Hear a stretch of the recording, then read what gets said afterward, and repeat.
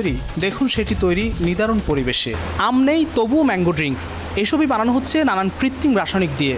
এছাড়া নানান রং আর বিষাক্ত কেমিক্যালে বানানো হচ্ছে শিশুদের মুখরোচক এই আইস ললি, যা হরহামেশাই খাচ্ছেন শিশুরা। এইসব সহ্য করতে পারবেন তো শিশুরা, নাকি স্বাস্থ্য ঝুঁকি আরও বাড়াবে? আম বা তার ছিটে ফোটাও নেই কারখানাটিতে, তবুও ম্যাঙ্গো ড্রিঙ্ক ও ম্যাঙ্গো পুডিং বানিয়ে পণ্যের গায়ে আমের ছবি দিয়ে বাজারজাত করছে কোম্পানিটি। আম তো নাই আর কি, বিভিন্ন আর কি চিনি আছে আর ফুড গ্রেড কালার, মানে খাবার রং এইগুলো। আর কোনো গাম হালকা মানে ঘন হওয়ার জন্য আর কি গাম ইউজ করা হয়।